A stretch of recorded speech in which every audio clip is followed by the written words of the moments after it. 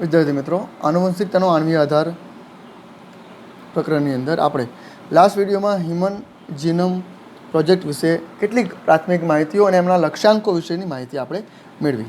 બીજા વધારાના મુદ્દાઓ આજે આપણે અભ્યાસ કરીશું.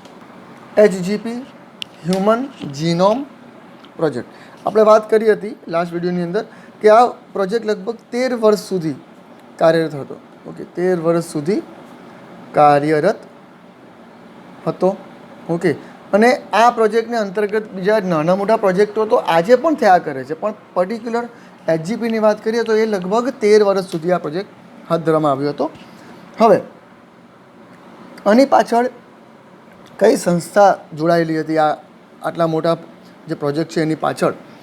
તો એમાં US department of energy and national institute of હેલ્થના સહયોગથી આ પ્રોજેક્ટ શરૂ થયો હતો.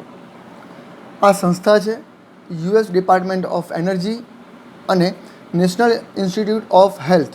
ઓકે, આ સંસ્થાઓના સહયોગથી આ પ્રોજેક્ટ શરૂ થયો હતો. આની અંદર શરૂઆતના વર્ષોમાં યુકેનો એક વેલકમ ટ્રસ્ટ છે એની ભાગીદારી હતી. ઓકે, યુકેની અંદર વેલકમ ટ્રસ્ટ, ઓકે, આ ટ્રસ્ટની ભાગીદારી હતી શરૂઆતમાં. ઓકે, અને ત્યાર પછી તો ઘણા દેશોએ આની અંદર ભાગીદારી ભજવી, જેમ કે જાપાન, ફ્રાન્સ, જર્મની, ચીન, બીજા અન્ય દેશો. ઓકે, આમ ઘણા બધા દેશો ભેગા મળીને આ પ્રોજેક્ટની સાથે કામ કર્યું હતું અને આ પ્રોજેક્ટ 2003માં પૂર્ણ થયો હતો. હવે સમજો કે આટલો મોટો પ્રોજેક્ટ કરવાનો હેતુ શું? એ આપણે લાસ્ટ વિડીયોમાં કેટલાક લક્ષ્યાંકો આપણે જોઈ ગયા હતા, પણ એક સિમ્પલ વાત તમને કરું તો કોઈક વ્યક્તિ છે, એ વ્યક્તિનો જો તમને તમારી પાસે DNAની માહિતી હોય, DNAની ભિન્નતા વિશેની માહિતી હોય, ભિન્નતા વિશે જો માહિતી હોય તમારી પાસે, ઓકે, તો એનાથી આપણે ઘણી બધી પ્રક્રિયાઓ કરી શકીએ, જેમ કે હજારો અનિયમિતતાઓ વિશે માહિતી મળે. અનિયમિતતાઓ, રોગો વિશે માહિતીઓ મળે, અનિયમિતતાઓ છે. ઓકે, એની ઓળખ થાય, અનિયમિતતાઓની ઓળખ થવી. ઓકે, ત્યાર પછી સારવાર, એ અનિયમિતતાની ઓળખ થાય તો એની સારવાર પણ આપણે કરી શકાય, સમય પહેલાં ઓળખ કરવા, એ રોગોની સારવાર કરવી. ઓકે, અને ઘણીવાર તો આ અનિયમિતતાઓને અટકાવી પણ શકાય. રાઈટ. તો DNAની જો તમારી પાસે સંપૂર્ણ માહિતી હોય અને જો પિતૃઓમાં કોઈક રોગ હોય તો એ રોગને તમે પહેલાંથી અટકાવી પણ શકો. એ પ્રકારે આ હ્યુમન જીનોમ પ્રોજેક્ટ કામ કરતો હતો. આટલી બધી મોટા પાયા ઉપર માહિતી દ્વારા અનિયમિતતાને ઓળખવી, એને સારવાર કરવી, એને અટકાવવી, બરાબર, એમાં પણ આ પ્રોજેક્ટમાં સહાયતા મળી. આની સાથે સાથે જો આપણે બીજી કેટલીક વાત કરીએ તો જીવ વિજ્ઞાનના રહસ્યોને સમજવા. ઓકે, જીવ વિજ્ઞાનના રહસ્યો સમજવા, એની સાથે સાથે DNAની જાણકારીને આધારે, ઓકે, જે તે વ્યક્તિની પ્રાકૃતિક ક્ષમતાઓ, ઓકે, એ વ્યક્તિમાં કઈ પ્રકારની ક્ષમતાઓ છે, ઓકે, તો એ પ્રાકૃતિક ક્ષમતાઓનો ઉપયોગ કરી સ્વાસ્થ્ય પણ સુધારી શકાય. ઓકે, સ્વાસ્થ્ય સુધારી શકાય અથવા સ્વાસ્થ્યને સુરક્ષા મળે, એ પણ આ પ્રોજેક્ટ દ્વારા તમે કરી શકો. બીજા ઘણા નાના મોટા મુદ્દાઓ, જેમ કે કૃષિ, બરાબર, એના ક્ષેત્રે પણ તમે સારું એવું સંશોધન કરી શકો. ઉત્પાદન ક્ષેત્રે પણ તમે સારું એવું એમાં ફેરફાર લાવી શકો. ઓકે, પદ્ધતિઓ બદલીને સારું એવું ઉત્પાદન કરી શકાય. ત્યાર પછી ઉર્જા ઉત્પન્ન કરવી હોય, ઉર્જા ઉત્પાદનમાં પણ આ પ્રોજેક્ટ મદદ કરી શકે. ઓકે, અને મુખ્ય મુદ્દો જો એમ કહીએ તો પર્યાવરણ સુધારવું, પર્યાવરણ સુધાર. ઓકે, આ કેટલાક મુદ્દાઓ છે કે જેની સાથે સાથે આ બધા મુદ્દાઓ ઉપર પણ જે આપણે લાસ્ટ વિડીયોની અંદર જે લક્ષ્યાંકો જોઈ ગયા એની સાથે આવા નાના મોટા મુદ્દાઓને પણ આપણે સમાવેશ કરી શકીએ. ઓકે, પર્યાવરણ સુધાર અને ભવિષ્યમાં જે પડકારરૂપ હોય એનું સમાધાન આપણે કરી શકીએ. ઓકે, ભવિષ્યના પડકારનું સમાધાન કરી શકાય. રાઈટ. તો આ મુદ્દાઓ, આ જે પ્રોજેક્ટ છે એ ફક્ત અને ફક્ત એક બે નાના મોટા પ્રોજેક્ટોની વાત નથી, પણ આખા વિશ્વને જરૂરી હોય એવા તમામ મુદ્દાઓને આવરી લેતો આ ખૂબ જ મોટો પ્રોજેક્ટ છે. આ પ્રોજેક્ટની સાથે સાથે આ પ્રોજેક્ટ દ્વારા અમાનવીય મોડેલ જેવા કે બેક્ટેરિયા, ઓકે, ઉપરાંત ઈસ્ટ, ત્યાર પછી એક મુક્તજીવી સૂત્રકૃમિ છે, એનું નામ લખું છું અહીં, સિનોરેબ્ડિટીસ એલિગન્ટ, સિનોરેબ્ડિટીસ એલિગન્ટ. ઓકે, આ એક મુક્તજીવી સૂત્રકૃમિ છે, એક પ્રકારનો આ સૂત્રકૃમિ છે જે બિન રોગકારક છે, કોઈ રોગ ઉત્પન્ન કરતો નથી. ઓકે, ત્યાર પછી ડ્રોસોફિલા. ઓકે, ત્યાર પછી ઘણી બધી વનસ્પતિઓ કે જે મોટે ભાગે પાકોને લગતી હતી. ઓકે, જેમ કે ડાંગર છે, એવી ઘણી બધી જે જાતો હતી વનસ્પતિની જે પાક ક્ષેત્રે ખૂબ જ મહત્ત્વની હોય. ઓકે, ઉત્પાદન ક્ષેત્રે ખૂબ મહત્ત્વની હોય, કૃષિ ક્ષેત્રે જે મહત્ત્વની છે. ઓકે, વગેરે વિશે માહિતીઓ, જાણકારીઓ મળી. ઓકે, એટલે કે આ પ્રોજેક્ટ દ્વારા ઘણા બધા એવા ડેટા મળ્યા કે જે ખરેખર માનવના જીવનના માટે ખૂબ જ મહત્ત્વના હતા. હવે આપણે વાત કરીશું આ પ્રોજેક્ટની કાર્યપ્રણાલી, કઈ રીતે એમણે કાર્ય કર્યું હતું. ઓકે, કાર્યપ્રણાલી આ પ્રોજેક્ટની, એમની કાર્યપ્રણાલીની વાત કરીએ તો એમાં મહત્ત્વપૂર્ણ એવી બે રીતોનો ઉપયોગ કરવામાં આવ્યો હતો. પ્રથમ પ્રયાસ જે હતો, બે રીતોનો ઉપયોગ કરવામાં આવ્યો હતો એમની કાર્યપ્રણાલીની અંદર. એમાં જે પ્રથમ પ્રયાસ જે હતો એમાં બધા જ જનીનો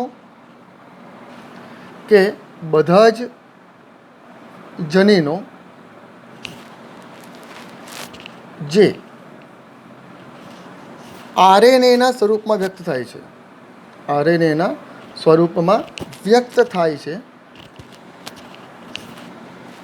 ઓકે, એના વિશે ધ્યાન આપવું, તેના વિશે ધ્યાન આપવું. ઓકે, જેને એઓ આ પ્રોજેક્ટના અંતર્ગત જેને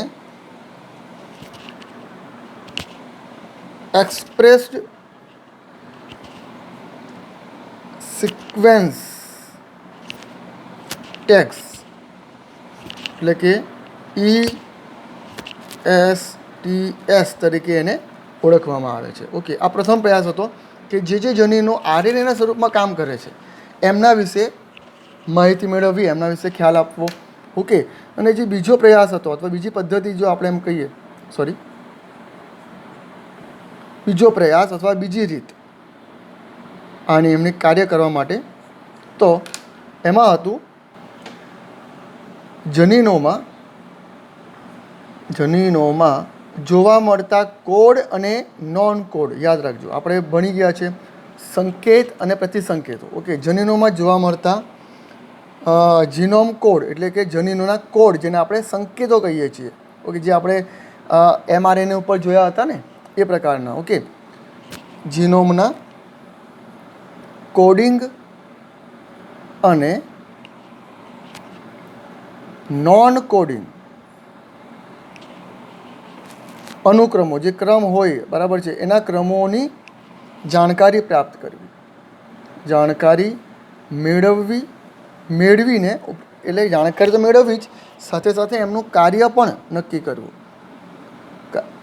મેળવી કાર્ય નક્કી કરવું. ઓકે, અને એને કહેવામાં આવે છે સિક્વન્સ એન્ડ એનોટેશન, જેને કહેવામાં આવે છે સિક્વેન્સ એનોટેશન, રાઈટ. આમ આ જે પ્રોજેક્ટ હતો એ બે રીતે કામ કરતો હતો. એમનો જે ફર્સ્ટ મુદ્દો હતો, એટલે કે જે એમની કાર્યપ્રણાલી હતી પહેલી, એમાં એવું હતું કે બધા જ જનીનોને કે જે આરએનએના સ્વરૂપમાં કામ કરતા હતા એને ઓળખવા, રાઈટ, જેને એમણે ESTs કહ્યું, એક્સપ્રેસ્ડ સિક્વન્સ ટેક્સ. ઓકે, કે જે એક્સપ્રેસ કરે છે, જે વ્યક્ત કરે છે, પોતાની અભિવ્યક્તિ કરે છે એવા જનીનોને એમણે ઓળખવા.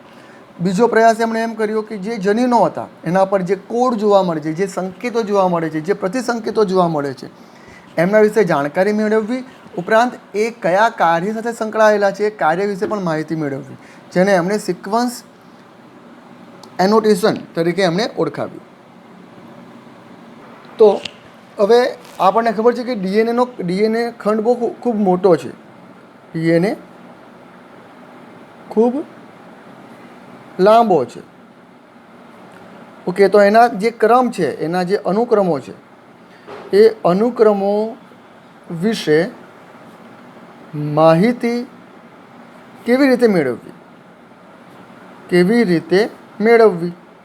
તો એમણે શું કર્યું, બરાબર, આ એક પ્રશ્ન હતો કે ડીએનએ તો ખૂબ લાંબો છે, તો એના જે ક્રમો છે, જે નાઇટ્રોજન બેઝનો જે ક્રમ છે, એમના વિશે માહિતી કેવી રીતે મેળવવી, એમને કેવી રીતે યાદ રાખવા. તો એમણે શું કર્યું કે ડીએનએના નાના ખંડો પાડ્યા, રેન્ડમ ખંડો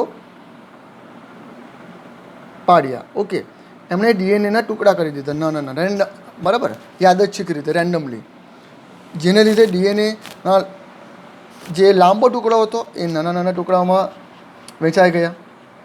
પછી શું કરવામાં આવ્યું કે એના જે નાના ટુકડાઓ હોય એમાં કોઈક અથવા મોટા ટુકડાઓ હોય, એટલે કે આ નાના ટુકડા ભલે આપણે એમ કહ્યા હોય પણ એમાં પણ કેટલાક ટુકડા એવા હોય કે જે થોડા લાંબા હોય. તો શું કરવામાં આવ્યું કે ડીએનએના નાના ખંડો પાડી દીધા. એમાં જો કોઈક ડીએનએનો ટુકડો લાંબો હોય તો તેને ડીએનએના લાંબા ટુકડાને વાહકમાં એડ કરી દેવામાં આવ્યા, વાહકમાં. ઓકે, વાહકની અંદર દાખલ કરી દેવામાં આવ્યા અને એ વાહકને યજમાનમાં ક્લોન કરવા માટે છોડી દેવામાં આવ્યા, ક્લોનિંગ માટે છોડી દેવામાં આવ્યા, રાઈટ. શું કર્યું એમણે પહેલાં ડીએનએના નાના ટુકડા કર્યા, એમાંથી જરૂરી હોય એવા ટુકડાઓને પસંદ કર્યા, એમને કોઈક વાહકમાં એડ કરી દીધા. ઓકે, અને એ વાહક દ્વારા જે તે યજમાનમાં આ પણ એક સજીવ છે, બરાબર, આ ડીએનએને બીજા સજીવમાં દાખલ કરીને એને બીજા એક સજીવની અંદર ક્લોનિંગ માટે, એટલે કે ડીએનએમાંથી બીજો એના જેવો ડીએનએ બને એ માટે એમને એ યજમાનમાં છોડી દેવામાં આવ્યા. અને એનાથી શું થશે તો કે પ્રત્યેક ક્લોનિંગમાં ડીએનએ ના પ્રવર્ધન મળે છે. પ્રવર્ધન એટલે કે મળી આપ. ઓકે, પ્રવર્ધન એટલે કે એમનું એમ્પ્લિફિકેશન થાય. એમ્પ્લિફિકેશન એટલે કે એમના જેવું જ બીજો એક ડીએનએ મળે અને એનાથી શું થશે કે ડીએનએના જે અનુક્રમ છે, ડીએનએના અનુક્રમો, બેઝ ક્રમ છે, ઓકે, અનુક્રમોની જાણકારી સરળતાથી મળી શકે છે, સરળતાથી મેળવી શકાય. ઓકે, જો એમણે કર્યું શું છે તે ડીએનએને ટુકડાઓમાં વહેંચી દીધા, એમાંથી ટુકડો કોઈ પસંદ કર્યો. ઓકે, હવે એમણે એક લાંબા ટુકડો પસંદ કર્યો, એમ સમજો, એને એક વાહકમાં એડ કરી, એ વાહકને બીજા એક યજમાનમાં દાખલ કરી દેવામાં આવ્યા. હવે યજમાન જેમ જેમ વૃદ્ધિ પામશે તેમ તેમ એમાં જે ડીએનએ હશે એ ડીએનએ પણ હવે વાહક જે છે, વાહકમાં મોટે ભાગે સજીવ તો ન કહેવાય એને, પણ વાહક તરીકે પ્લાઝમિડનો ઉપયોગ થાય. પ્લાઝમિડ પણ એક પ્રકારનો આપણે ભણીશું, પાછળ પ્રકરણની અંદર આવશે. ઓકે, પાછળ જે મહત્ત્વના બે પ્રકરણો છે બાયોટેકનોલોજીના એની અંદર તમને પ્લાઝમિડ વિશે આવે છે. પ્લાઝમિડ એક પ્રકારનો નાનો ડીએનએ છે એમ સમજી લો. એમાં ઇચ્છિત ડીએનએને આપણે એડ કરી દઈએ. ધારો કે એક નાનો ડીએનએ છે, બરાબર, આ પ્લાઝમિડ છે. ધારો કે પ્લાઝમિડને કટ કરીને આપણો ઇચ્છિત ડીએનએ આની અંદર મૂકી દેવામાં આવે. આ આપણો ઇચ્છિત ડીએનએ છે, સમજી લો. આ પ્લાઝમિડ એ બેક્ટેરિયલ ડીએનએ હોય મોટે ભાગે. પ્લાઝમિડ આટલો ભાગ જે ખરો ને ગ્રીન, મેં જે હમણાં અલગ પેનથી બતાવ્યો છે, આ આમ તો પહેલાં આખો એક રિંગ જેવો હોય, પણ એને હું કટ કરું એટલે આ રીતે ખુલી જાય. હવે એમાં જે આ લાલ જે મેં બતાવ્યું છે એ ઇચ્છિત ડીએનએનો ટુકડો છે. ઓકે, આ એક પ્લાઝમિડની અંદર આવો ઇચ્છિત ડીએનએનો ટુકડો આપણે મૂકી દેવામાં આવે. પ્લાઝમિડ પણ એક પ્રકારનો ડીએનએ છે, પણ નાનો ડીએનએ હોય ને એ મોટે ભાગે વાહક તરીકે કામ કરશે. હવે આ હમણાં તમને કદાચ ખ્યાલ નહીં આવે, પણ જ્યારે બાયોટેકનોલોજીનો આપણે જે પ્રકરણ છે 11મું તે આપણે ભણીશું ત્યારે આ વસ્તુ આપણે ડિટેલમાં અભ્યાસ કરીશું. ટૂંકમાં એમ સમજો કે ડીએનએને વાહકમાં એડ કરી દેવામાં આવે, વાહકમાં ઉમેરવામાં આવે, વાહક સાથે જોડવામાં આવે. વાહક તરીકે પ્લાઝમિડનો ઉપયોગ થાય. પ્લાઝમિડ એ બેક્ટેરિયલ ડીએનએ છે, બેક્ટેરિયલ જનીન છે એમ સમજી લો. જનીન છે, બેક્ટેરિયલ જનીન છે એમ સમજો. બેક્ટેરિયામાં જોવા મળતો જનીન છે. એની સાથે આપણો ઇચ્છિત ડીએનએ એડ કરી દેવામાં આવે. ત્યાર પછી અને આ વાહકને, આ પ્લાઝમિડને, જેની અંદર આપણો ઇચ્છિત ડીએનએ છે, એને તમે બીજા કોઈક સજીવની અંદર એડ કરી દો. બીજા કોઈ સજીવમાં એને નાખી દો, ઈસ્ટમાં નાખી દો કે કોઈ પણ એમાં તમે નાખી દો, બરાબર. ઈસ્ટમાં ધારો કે નાખી દો. આ યજમાન તરીકે આપણે ધારો કે ઈસ્ટ લીધી, સજીવ. જ્યારે હવે ઈસ્ટ જેમ જેમ વૃદ્ધિ પામશે તેમ તેમ એમાં રહેલો ડીએનએ, ઈસ્ટનો ડીએનએ વૃદ્ધિ પામશે, તો એની સાથે સાથે જે પ્લાઝમિડ હશે એ પણ વૃદ્ધિ પામશે. એટલે જેમ ઈસ્ટ 1માંથી 2 થશે, એમ આપણો જે ડીએનએ હશે જે આપણે ઈસ્ટમાં નાખેલો છે, ધારો કે આપણો ઇચ્છિત ડીએનએ આમાં નાખેલો છે, તો એ પણ ઈસ્ટ સાથે 2 બની જશે. આમ એની વૃદ્ધિ થશે, જેને ક્લોન કહેવાય, રાઈટ, જે આપણે આગળ ભણીશું. આ તો મેં એકદમ ટૂંકમાં લખ્યું છે, પણ આપણે આગળ એના વિશે ડિટેલમાં અભ્યાસ કરીશું. તો શું કરવામાં આવે કે ભાઈ ડીએનએને વાહકમાં એડ કરી દેવામાં આવે, વાહકને બીજા કોઈ સજીવમાં મૂકવામાં આવે, જેથી જ્યારે એ સજીવ વિભાજન દ્વારા 1માંથી 2 થાય તો આપણો ડીએનએ પણ 1માંથી 2 થાય. ઓકે, અને એનાથી ડીએનએના જે અનુક્રમો છે એના વિશેની જાણકારી સરળતાથી મળી શકે છે. ઓકે, સામાન્ય રીતે યજમાન તરીકે યાદ રાખજો, યજમાન તરીકે બેક્ટેરિયાને પણ લેવામાં આવે. બેક્ટેરિયા પણ હોય અથવા ઈસ્ટ પણ હોય, બરાબર. તથા વાહક તરીકે જો વાત કરીએ આપણે, વાહક તરીકે બેક્ટેરિયલ ક્રોમોઝોમ પણ હોય અથવા ઈસ્ટ ક્રોમોઝોમ પણ હોય. જો વાહકમાં મેં પ્લાઝમિડ લખ્યું છે, પ્લાઝમિડ એટલે બેક્ટેરિયલ ડીએનએ, એટલે કે બેક્ટેરિયલ જનીન, અને તમે ડીએનએ એટલે ક્રોમોઝોમ, રંગસૂત્ર, જનીન, બધું એક જ કહેવાય, બરાબર છે. આમ નોર્મલી જોઈએ તો આપણે, ચાલો, તો જે પ્લાઝમિડ છે, જે વાહક જેને આપણે તરીકે ઓળખીએ, વાહક એટલે કે એને વહન કરે, આપણા ડીએનએને વહન કરે બીજા સજીવની અંદર, એને વાહક કહેવાય, બરાબર છે. તો આ વાહક તરીકે બીએસસી પણ હોય અથવા વાયએસી પણ હોય. બીએસસી એટલે શું? તો કે બેક્ટેરિયલ આર્ટિફિશિયલ ક્રોમોઝોમ. ઓકે, અને વાયએસી એટલે કે ઈસ્ટ આર્ટિફિશિયલ ક્રોમોઝોમ, બરાબર. આ વાહક અને યજમાન તરીકે એનો ઉપયોગ કરવામાં આવે, જેના દ્વારા આપણે આપણો ઇચ્છિત ડીએનએ એને તમે બહુગુણન પણ કરાવી શકો. આપણે ભણીશું બાયોટેકનોલોજીની અંદર ખૂબ જ મજાની વસ્તુ, કે આપણે ધારો કે કોઈક અંતઃસ્ત્રાવ બનાવવો હોય, કંઈક ઇન્સ્યુલિન બનાવવો હોય, ઇન્સ્યુલિન ધારો કે, તો ઇન્સ્યુલિન એ આપણા શરીરમાં જાતે જ બને છે, પણ જો આપણે આર્ટિફિશિયલ બહાર બનાવવો હોય તો કેવી રીતે બનાવી શકાય? તો એના માટે આ જ પ્રકારે વાહકો અને યજમાનનો ઉપયોગ કરીને ઘણા બધા જનીનો મેળવવામાં આવે છે, બરાબર. તો આ તો એક મેં મુદ્દો બતાવ્યો તમને કે આ જે હ્યુમન જીનોમ પ્રોજેક્ટ જે છે એની અંદર આવા ઘણા નાના મોટા પ્રયોગો હાથ ધરવામાં આવ્યા હતા. ચાલો, તો આ આપણે કેટલાક મુદ્દાઓની વાત કરી કે કેવી રીતે એના ખંડોને આપણે આગળ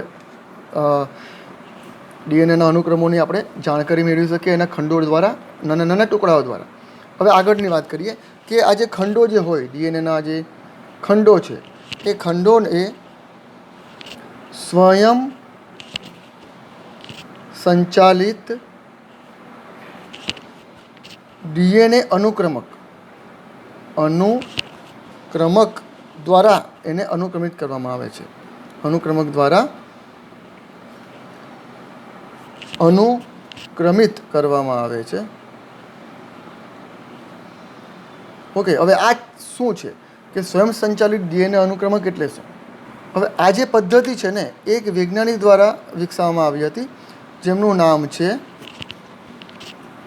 ફ્રેડરિક સેંગર. ઓકે, એમણે આ પદ્ધતિ વિકસાવી હતી.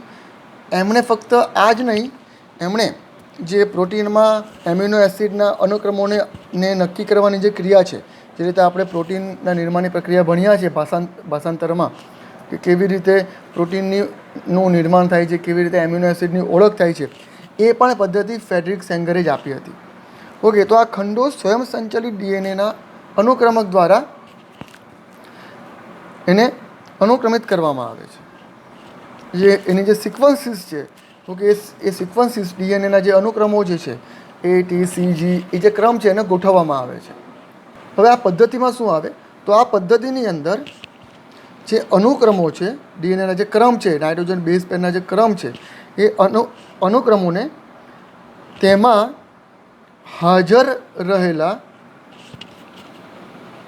કેટલાક જે અનુક્રમો હશે એ કેટલાક એકબીજા પર આચ્છાદન કરવામાં આવે છે.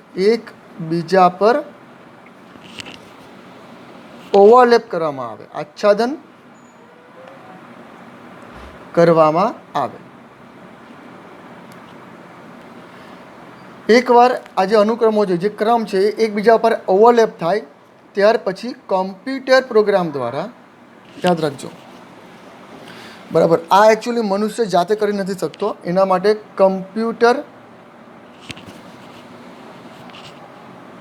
પ્રોગ્રામની જરૂર પડે છે. અને એ એક પ્રોગ્રામ વિકસાવ્યો છે, કમ્પ્યુટર પ્રોગ્રામ. એ પ્રોગ્રામ દ્વારા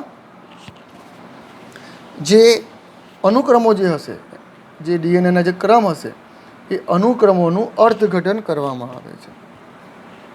અર્થઘટન કરવામાં આવે છે એટલે કે દરેકની ઓળખ કરવામાં આવે છે કે આનો ક્રમ કયો છે, આનો ક્રમ કયો છે, બરાબર.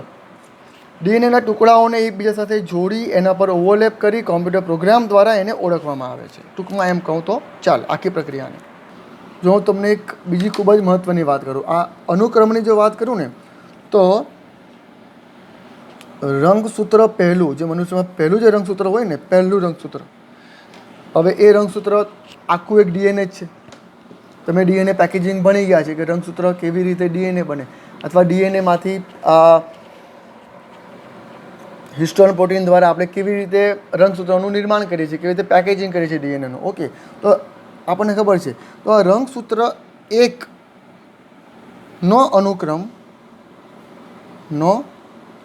અનુક્રમ મે 2016માં પૂર્ણ થયો હતો. એટલે વિચાર કરો કે આ પ્રોજેક્ટ આમ તો 2013માં પતી ગયો હતો, પણ કેટલું કાર્ય હજુ એમાં બાકી હતું. એમાંનું આ એક કાર્ય છે કે રંગસૂત્ર 1નો અનુક્રમ નક્કી કરવો. એ ક્રમને નક્કી કરતાં લગભગ 2016 જેટલો સમય લાગી ગયો હતો એમને. ઓકે, તો આ એક વાત થઈ ગઈ કે આવી રીતે એક રંગસૂત્રનો અનુક્રમ નક્કી કરતાં આટલો બધો સમય લાગે છે. કારણ કે ત્યારે 22 દૈહિક રંગસૂત્ર અને X અને Y લિંગી રંગસૂત્રનું કામ હજુ બાકી હતું. આ પ્રોજેક્ટની વાત કરીએ તો 2013માં ભલે પ્રોજેક્ટ પતી ગયો હતો, પણ એમાં પણ કેટલું કામ હજુ બાકી હતું. બીજો એક મહત્ત્વનો મુદ્દો વાત કરીએ, અને બીજું એક પડકારરૂપ કાર્યની જો વાત કરું તો એ હતું જનીન સંકુલનો આનુવંશિક અને ભૌતિક નકશો તૈયાર કરવો. બીજું એક મહત્ત્વનું કાર્ય હતું, એ કાર્ય હતું કે જનીન સંકુલ નો આનુવંશિક અને ભૌતિક નકશો તૈયાર કરવો. ભૌતિક નકશો તૈયાર કરવો આ પણ એક પડકારરૂપ કામ બાકી હતું. ઓકે, જનીન સંકુલ જે છે, જનીનોનું જે આખું જે ગ્રુપ છે, આપણે એમ કહીએ કે એ જનીનનો આનુવંશિક આખો ક્રમ નક્કી કરવો, એનો ભૌતિક નકશો હોય, કેવા દેખાય, કયા પ્રકારે એની ગોઠવણી હોય જનીનોની, એમનું કાર્ય કયું હોય, એ આખો નકશો તૈયાર કરવાનો બાકી હતું. અને એ પણ કાર્ય સંપૂર્ણ થઈ ગયું હતું, પણ એના માટે એમણે કેટલાક ઉત્સેચકોનો સહારો લેવો પડ્યો, કેટલાક પદાર્થોનો સહારો લેવો પડ્યો. એના હું નામ નીચે લખું છું. એમાં જે એક અણુ હતો એ આ હતો, પોલીમોર્ફિઝમ રિસ્ટ્રિક્શન એન્ડોન્યુક્લિયેઝ. આ એક ઉત્સેચક જે એક ઓળખ સ્થાન તરીકે કામ કરે છે, ઓળખવાનું કામ કરે છે જનીનોને. ઓકે, તો આ અને માઇક્રોસેટેલાઇટ. માઇક્રોસેટેલાઇટ એટલે કે પુનરાવર્તિત ડીએનએના અનુક્રમો છે. ઓકે, લખી શકું અહીંયા હું, પુનરાવર્તિત ડીએનએ અનુક્રમ. ઓકે, એમના ઉપયોગથી એમણે આ જનીન સંકુલનો આનુવંશિક અને ભૌતિક નકશો તૈયાર કર્યો. હવે આના વિશે આપણે માહિતી આગળના પ્રકરણની અંદર, એટલે કે જ્યારે આપણે ડીએનએ જે આગળનો મુદ્દો જે છે ડીએનએ ફિંગરપ્રિન્ટિંગ, એમાં આપણે આના વિશે આપણે અભ્યાસ કરીશું. ઓકે, તો આ કેટલીક માહિતી હતી એમની કાર્યપ્રણાલી વિશે, કે એમણે કઈ રીતે કાર્ય કર્યું એને લગતી કેટલીક માહિતી હતી. હજુ હ્યુમન જીનોમ પ્રોજેક્ટના કેટલાક લક્ષણો બાકી છે અને ભાવિ પડકારો એ આપણે પછીના વિડીયોમાં અભ્યાસ કરીશું. Thank you.